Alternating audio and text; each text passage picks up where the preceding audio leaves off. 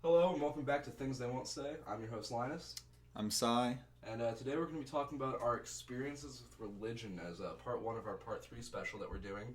So today we're just going to chat about things that have happened in our lives involving religion, a few fun topics to just chat about and have a good time. The next two episodes will be more in depth about what we think on religion, but this is just to kind of set the tone with the background about how we feel because of our past experiences, so you can have a little bit of context for when we talk about things in the next few episodes. So, would you like to start, Sai? All right, you want me to talk about my religion stuff first? Yeah, let's All right, so my parents, obviously my mother and father, they raised me in a very Christian kind of esque household. They identified as non-denominational / Protestant. Yeah, Protestant. So I mean, it's not like they weren't as super hardcore as Catholics would be or something like that. Yeah, understandable. So one of the things that they made me do was, and I notice a lot of parents did this, is they force their religion upon their kids. And I guess force is a strong term. It's kind of they expose it to it. Yeah, you know they what expose I mean? you and Yeah. they kind of bring you along and try to show you what they're thinking. Yeah, exactly. Right, and so they took me to this church, and I hated it. I hated every minute of it. To me, it was just so boring and such a waste of my time. And the more I kind of told them that, the more they made me go. And so then the more I complained about it, the more they made me go. So it was just this vicious cycle. I could just see it. You're like, okay, Yeah. you go one Sunday, and the next week you're like, I really hated church. Mom was just like, okay, we're going Thursday and Sunday now. Yeah. Sigh. And then they thought it would make me. And then they signed me up for a youth group too, as well as going to church. I was like, this sucks even more. It's like, okay, you're going even more now.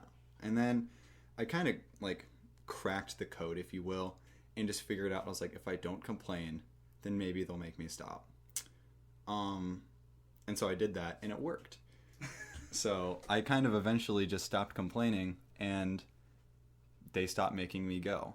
So that was pretty awesome. And I think that was that early kind of forcing me to go to church, really if they didn't force me that and they're like, okay, we're going to make you go to church when you're younger, then once you get to a certain age, we're not going to force you to go anymore, and you should like it. If they did that, I might have been maybe identified as a Christian, but now I just I'm either atheist or agnostic. I don't really follow anything. I understand. Yeah. I mean, to go off that, I was forced to go to church at a younger age too, so I totally get that. But it was actually my parents. My parents were very laid back about how things were. They were my mom's kind of more on the spiritual end of everything. She was raised, I want to say she was raised some form of Protestant. I forget exactly which kind. My dad was raised Lutheran for most of his life. I think he was in a different church a few different times. They moved around a lot, so he had to kind of swap it up. But no, so when my grandma would watch me on weekends, I had to go to church with her because she was a very religious woman. And so what I remember is it was a Sunday, it was a weekend, I was being forced to go to church, and when I was 8. So they make you go to the Bible study in the back of the church instead of staying out for the main service most of the time, because they're trying to teach you about things to contextualize what you're actually doing out there when they're giving a sermon. So I went back there, and they were doing all of these arts and craft projects, and they were doing a huge timeline of the Bible is what they were doing. So they had it set up with all these different events that, I mean, I'm still not too knowledgeable about necessarily, but since I didn't know a lot about it, the kids started to bully me actually. So I got picked on because I didn't know who Moses was. I mean, so since I didn't know who split the Red Sea at the time, yeah, the kids started to pick on me and were totally just laughing at me because I was answering all the questions wrong that the pastor gave me, and the guy didn't do anything about it. He just let them make fun of me. I think that's very ironic too, because a lot of Christians are oh, Christianity is misidentified. We're all about equality and do being unto kind others to each other. do unto others as they would do unto And you. my first real experience with it was just getting bullied by my peers. I have a couple of experiences similar to that I'll tell in a minute. So if you want to do you want me to continue talking or do you want to go? Feel free to take over, dude. All right. So my grandmother, she obviously raised my mother Christian. And so she is a very religious woman. So much so that my older cousin, she's now at Purdue and kind of her own woman. And so she was I don't buy into this Christianity anymore. I'm considering myself an atheist. And my grandmother and my cousin were they lived close together their entire lives. They were very close. And she was not happy. she was really not having it. Like, my cousin came out, so to speak, as being an atheist to her. And she was like, I remember she ranted to me about it. She was like, she's going to go to hell for that. And I feel so bad about it. She's such a sweet woman. She doesn't deserve it. I was like, Jima, it's not that big of a deal. I think that, maybe she'll like buy back into it eventually when she's older. I think she's just going through like, her stage or whatever. Like a phase. Just trying to, grandma. just telling her what she wants to hear just to get her to stop talking. And another thing that she kind of did was my other cousin and my aunt, my other cousin isn't baptized. And like in the church, this is a huge deal. Like it washes away the sins or whatever. Yeah, original sin. Yeah. That whole idea. And so he's not baptized yet, and he's a sophomore in high school. And every time we all get together, my grandmother always brings up the point of like, well, you're not baptized yet to my aunt. And I'm kind of just like, okay. Like, I don't know. It's just like so awkward to be around like that conversation it's just with people. And I mean, I totally get that. Like family reunions, on my dad's side especially, have always been like hell for me. Because everyone is religious on that side of the family. I'm telling you, everyone. Like 2-year-old infants are going to church to the 73-year-old like great uncles and everything. Dude, those are the worst. So it's really terrible because I'm at this family reunion, and every time I'm worried that like this is my biggest fear. So like we always get together. There's a Christmas family reunion, and so we head up to like where I used to live and everything. We all gather at this like park area that we rent, and so we're in this pavilion, and we like have a potluck of food. And it's like, I'm getting my plate ready, and I'm ready to chow down. And they're like, well, we need to say grace first. So we have to do a huge, we all hold hands in a giant circle normally. And they'll pick someone to lead the prayer. And I'm nervous 9 times out of 10 that they're going to be like, Austin, why don't you do the prayer? That's happened to me a couple times. And I just have to bullshit my way through. Like, I just have to make up stuff and just be like, oh, good God in heaven, thank you for this food. And I mean, it is what it is. It's terrifying. And normally, like, George will do it. Like, he's the oldest, so, like, he's, like, in his, 70s now, I think. So they'll just have George do everything for him. And, like, he'll, like, come up and he'll say the prayer for everyone. I, like, bow my head and kind of fake it and just kind of, like, go along with it. Because I don't think they know still. I'm 17 and you don't know yet because I've just been faking it and just kind of, like, keeping the God talk on That's the DL. What, yeah.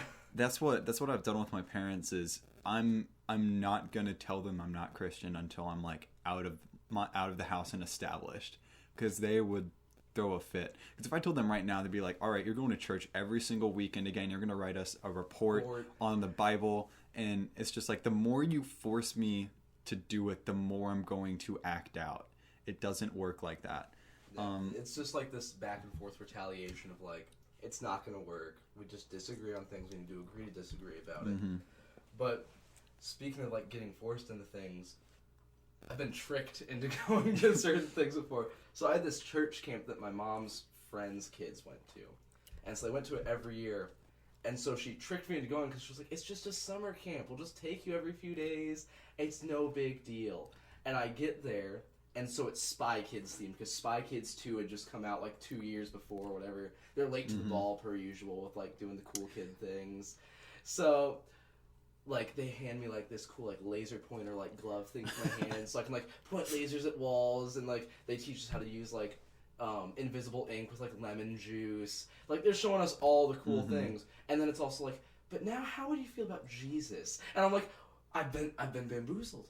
I've fallen for one of the classic blunders, like, yeah, exactly. And so, like, there's this whole thing where they're having us buy, like, different spices that were, like, original, like origined in the Bible that they talk about, and they're having us, like, hand-make clay bricks, like, all these, like, weird, super, like, old-timey things, and they're trying to teach us, like, Bible lessons while doing it. I just remember it being, like, one of the weirdest experiences, because I'm like, oh, I'm totally here for like all the Spy Kids stuff. Like, let's watch a movie, let's have like play some capture the flag or whatever we're gonna do, get into our groups and do some like cool research experiment. And then they're like, and now what? How would you feel about Jesus? And I'm just like, I got tricked. That's the worst part. It was one of the worst things because I was so excited for it. And my sister was there, and it was like all of our friends, and I was just like, Mom, you did it. You got me to go. You tricky. Oh, it was just so annoying. I remember there was my church, at least when my parents used to force me. The like the pastor would like try to incorporate memes in his talk. No, I'm serious. How long ago was this? Okay. I haven't gone to church in probably like 4 years. So you were like 13? I was probably like 13. Using memes? He was using like, now they weren't like, this was like in the youth group. This wasn't like the pastor like who preaches in front of the adults. I thought it was like they have like the projector going and it's like no. It's like Pepe and he's like just like, what would Jesus do? No, this is like the little kids. Okay. And so like the group leader would use like memes and try to like coerce them. I mean, at the same time though, they're kids, so I guess like you have to try to like be hip and get their attention. Like, yeah, you have to find ways about. Like I have a friend, she lives down in Texas, and like they have a youth group thing, and it's a very non-denominational church, and the pastor will like compare like Jesus and like Superman or Batman, and like pick like pop culture things to compare old Bible stories to, and so they'll like chat about it in terms that like kids would be interested in. And, like, she has, like, a whole, like, joke thing about it where it's, like, just churchy things. And it's, like, the pastor talking about it. And so, like, Superman's like Jesus because he's got the right morals. Like, going through, like, all these, like, weird, like, roundabout ways of trying to explain to kids in a way that they'd understand better. The actual writer of Superman, like, did actually base him off Jesus. You're kidding me. No, I'm serious. I'm like, that's Kryptonite what... Kryptonite is Judas. No, Kryptonite is the cross. Oh, that's bad. Okay, moving on. That's really no. So like he comes from like a different world and is here to like save everyone. I mean, there are a couple comparisons, but it's not like Jesus. It's not like Jesus shot lasers out of his eyes. Yeah. I mean, we never know. Exactly, we'll never know. All right, so I actually have kind of a funny, I guess, story relating to my girlfriend in church. Oh. So I think I've told you this one. I think I have from your reaction, right? All right, so yes. I just got out of this kind of relationship with my ex, and she was very Catholic, as you may know. Yeah. So like one time I came to her house and we hung out. We went to a park and we came back, and she just was like working on a speech that she was giving for her church. Okay. And I was like, are you gonna be doing this for the rest of the time? She was like, yeah. I was like, and my phone was about to die too, so I couldn't even like go on Reddit or whatever. Oh, no. I mean, because she wasn't like, she was just ignoring me. So you had to take interest in it though, yeah. Because you had nothing else to do. I had nothing else to do. So like, I mean, it's a good thing to do, like take interest in what she's talking about, but like, it's not necessarily something you agree on. Exactly, but at the same time, it's kind of just like we're here together and now. And now you're working. And now you're working on it, so it really sucks. I mean, it's important too, right? Yeah. Get it, but... So I mean, that's just an example. Like, so the actual story is, we just got done on like with a date, and she invited me to go to her youth group. Oh. And I was like, all right, you know, because her religion's very important to her, so I wanted to meet the people there. And you know, just be like, exactly. And I don't think either she hadn't asked me before or she did a long time ago and I don't remember. But religion is kind of like politics. Like religion and politics are the two things you never talk about. Exactly. So either I told her at one point I was Christian, and this was like early on in the relationship where I was like, no. I think actually she asked me, are you like religious? And I was like, my parents are religious, because I didn't want to be like, it was very obvious from the moment you walked into her house that she's Catholic. And I was like, I don't want to tell you I'm not, because I've known you for 2 weeks and it would be really it's something weird to talk about already. Like, you make it very apparent because it's like it's a big part of her life. Exactly. But for you, it's not necessarily something that you're the most comfortable talking about or telegraphing to people. Exactly. Because like, you get a lot of judgment, especially around where we live, I think, for not being religious. Because it's such a big part of a lot of people's lives, especially like at our school. I think a lot of the people at our school really like to I don't want to say shove it down your throats, but they really like to let other people know that they're religious. Yes. Like they'll... You know, they wear their youth group shirts. They talk about their church retreats all the time. I mean, it's just a big part in our community. I mean, you can't go a mile without seeing a church. We have like a dozen. We have a dozen on one. We have like a dozen on one street. It's ridiculous. Anyways, so she takes me to this youth group thing, and I'm talking around, and I'm talking to everyone. So we were playing like poker or something, and this That's really, ironic. I mean, we weren't like it was like poker, spoons, or something like that. Oh, spoons. Okay. It was something. Well, either way, we weren't gambling with like actual money. They were just, chips like, or something. Money, just like this is what Jesus would do, right? Exactly. So, and I was like, this really blows because I was just not having a good time. Like I didn't know anyone there. Nobody was talking to me. She wasn't even talking to me. She's like, these are her friends. These are her friends, and I mean, I get it. I get it. And you didn't want to be the guy who like, clings to her. Exactly. I wanted to just be like, you know, you have your space. And so it starts winding down. People are leaving, and she and I are about to leave. And we're outside, and the 3 youth group leaders there, we're kind of talking to them. You know, we're like talking about school or whatnot. And one of them asked, "Sigh, are you Catholic?" Just bluntly. Bluntly, it was like the conversation was ending, and I think she wanted to like start up another one. And I was like, I wasn't going to answer it. I wasn't going to answer it. I was going to be like, no, and kind of just like divert the question to be like, I don't know. I didn't really come up with a thing. I'm not really comfortable talking about my faith exactly. Or something like that. Like something to come up with just to like divert the question, get out of there. It's over. Like the youth group's over. Like you can get out. Yeah. And so my girlfriend pipes up before I can even like think of an answer. She's like, no, but she's Christian. And they all collectively breathe a sigh of relief all at once. And they kind of all like look at each other and like, the one said, oh, well, he could have been Catholic and that would have been better. And I was like, holy shit. I was like, did you really just say that in front of me? And then the second one was like, oh yeah, I don't think Pappy was like the lead pastor. I don't think Pappy's gonna like that. I think she might. And like she kind of just left it at that. And I was like, Jesus, man. And then the last one said like, the last one was like, oh, well, he could have been atheist. And he was like, I really hate those atheists. I was like, Jesus Christ, man. You guys are like the worst. I was like, man. That's a pretty mean way to look at it. Like, and I was like shocked. And they were telling me this like right in front of my face. And I don't know. I was just like bewildered that they would even have the audacity to say something like that. Like in front of you. Like if you're gonna say it, like at least not while he's there. Like that's a little rude. Like be as mean as you want behind closed doors. Yeah, exactly. But like to his face, that's not nice. But I mean, speaking of that though, I mean I've had a few positive experiences. I'd say probably the best one. So we've both. Are you in the course right now at school for comparative religions, or are you next semester? That's next semester. Next semester. So I took this course at our school last year. Comparative religions. We both love the teacher for the class. You're fine. Yeah. Bless you. Ironic.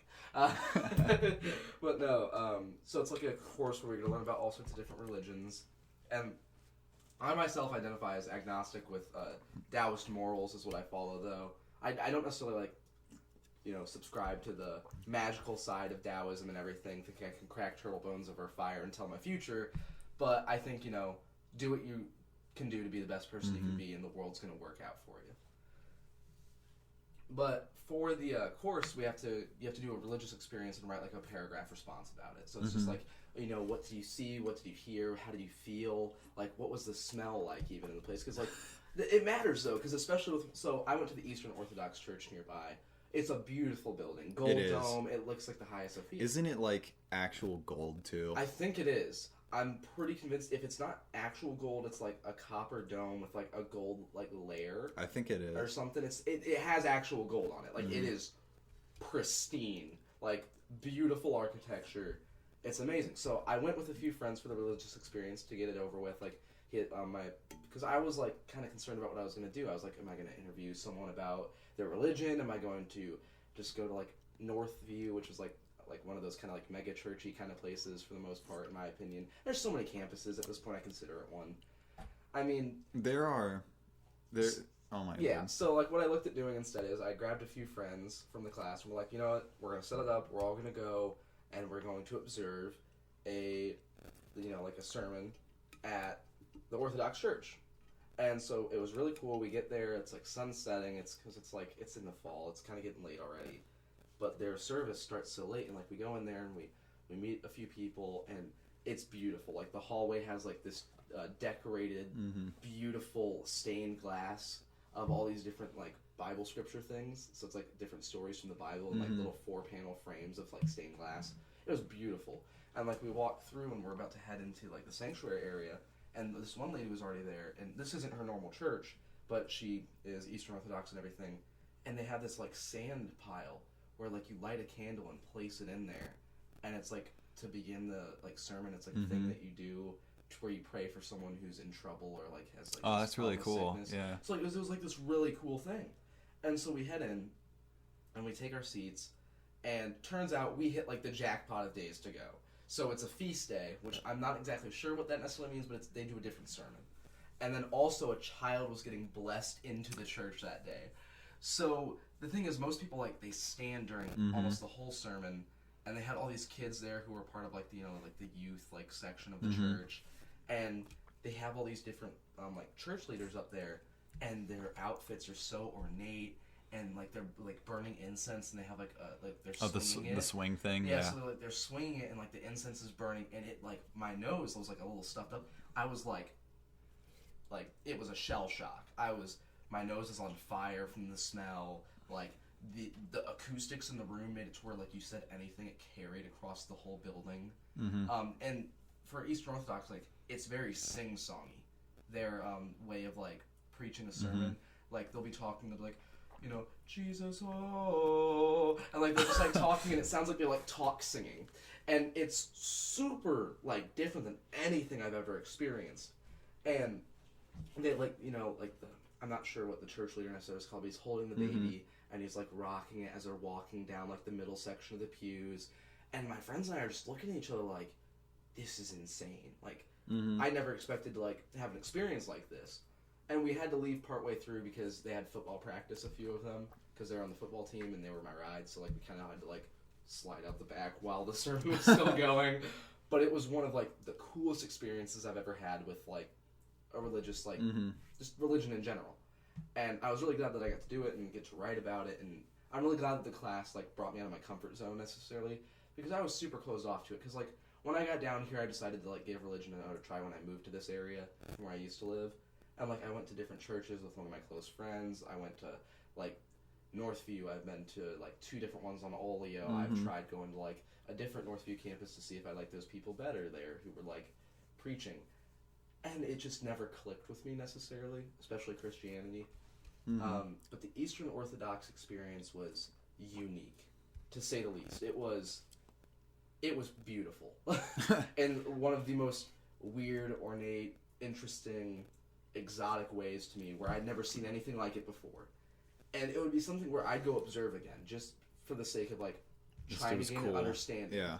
And because I really did enjoy it, not necessarily on a spiritual level, but on like an observation basis, where like what I saw, what I heard, how I felt a little bit, it was like spine chilling in a way, just because it was so cool. So that's probably my best experience I've ever had with like religion in my past, and that was just last year. I mean, this is kind of like unrelated, but I've met some like really, I don't want to call them crazy. Okay, let me tell the story and then you'll understand what I mean. Okay. Let me tell the story. So, about a year ago, I met this one crazy religious girl. Okay. And so, I kind of got into a mock debate. I don't even know how it started. I got into a mock kind of like debate with her about like just stuff in general, and somehow religion, evolution, and some other stuff was brought up. Oh no. So she was she heavily denied evolution, first of all. So she was creationist. She was creationist. And then on top of that, she denied dinosaurs. Oh no. I don't know how you can deny. There's physical evidence. I don't know how you can deny. I know, and I was like, how do you explain fossils? She was just like, I don't want to put words in her mouth, but I think she said something along the lines of the devil did it. Oh no. I think she did. That could be wrong, but I'm like 80% positive she did. Either that or she was like, science made them up. It was one of the two. Oh, so she's like a conspiracy theorist about dinosaurs too.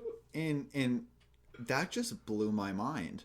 I don't know how anyone can deny just hardcore like science.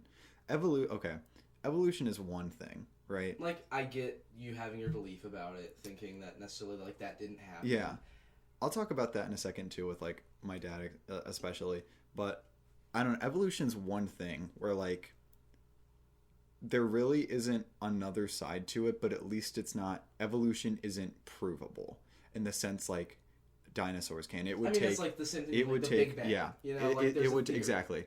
It's a theory with pretty much everything that it needs in order to become like a law, but we can't prove it. There's like that little step that we still need. Because we could prove it, it would just take literally billions of dollars and like 3 millennia it would take to prove it. It would take so much time where exactly. So it wouldn't even be worth it, right? Just to be like it exists when it does exist, but you know, it doesn't even matter. So I guess to kind of transition to that, like that just blew my mind. But in my dad is he's a very what's the word? Liberal Christian, I guess if you call that. Okay, so very he's modern like beliefs, exactly, but still prescribing. And my pastor was also kind of like this too when I talked, like when I still went to church. And honestly, I think this is like the most agreeable like form of Christianity that I could like see. You told me about this. This is about the Bible stories. Yes. Oh yes, I love this. I think so. Or like a lot of Christians, especially like the hardcore, very conservative ones, view the Bible as concrete evidence. Concrete. Exactly. It's fact. It's history. Whereas he interprets it as they are morals. They are like. It's like lessons. Lessons, exactly. It's fairy tales with a moral undertone. Yeah. Right. It's telling you how to act with like whimsical kind of like Jonah and the Whale. Exactly. Right? Exactly.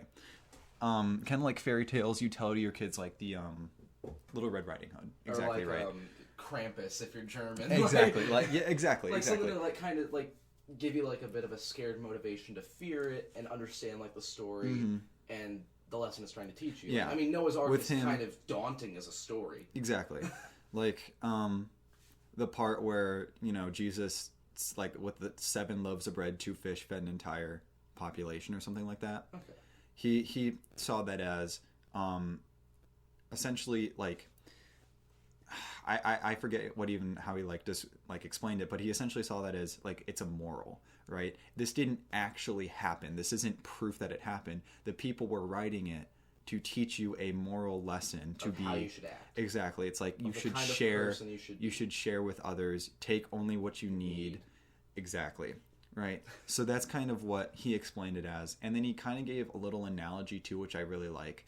And it was, if you want to be a really, really hardcore Christian, you can do that.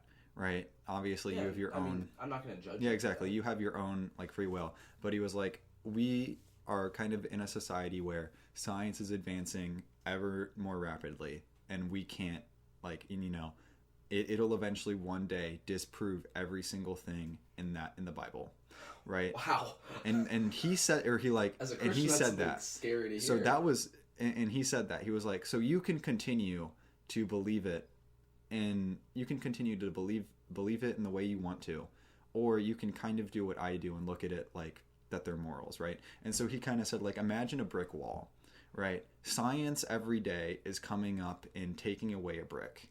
Slowly but surely, and the wall will eventually the wall will fall down. So if you have the Bible as your only form of faith, that wall will crumble and you will be lost without it, because eventually terrifying. Science will overcome you, right? And so it was like, so if you think of it like morals, like the way I do and the way I believe it was intended to, your faith will be ever more stronger because it can't be touched by science. So I was like, that is a really like good way to look at it. I thought it's almost like an agreeable way to think about exactly. And so my dad kind of like really picked up on that. And, you know, I love my father, obviously. And so like I kind of was, he picked up on it, and I think he used to be like a more conservative Christian, but then like after listening to our pastor I think he started to like loosen up with it. Yeah. And so he was kind of just like, I don't believe, like he thinks that people who don't believe in like evolution are just like they're camels sticking their head in the sand. They just don't want to hear it. So yeah, I mean, get you. And like speaking of people having like extremely different viewpoints, so there's a lot of variation when it comes to Christianity, which is what we've mostly been exposed to our whole life, and that's kind of why it's the main topic of what we're talking about. I mean, I have friends at our school who are, you know, subscribe to Islam. I have people, you know, who are of all sorts of different faiths. I have a friend who believes in the Norse gods. I do. Yeah, he's pretty cool. He's I know who you're talking and, like, about. It's super interesting. But so my lunch table. So you know how you talk about the idea of, you know, religion and politics are the two things you avoid in conversation. My lunch table at school is totally against that idea. We talk about it more than we should, probably. So at the table we have me, an agnostic Taoist. We have a non-denominational Christian. We have another non-denominational Christian. We have a Catholic. We have someone who's very spiritual Christian, and then we have someone who is a member of the Church of the Latter-day Saints. So LDS.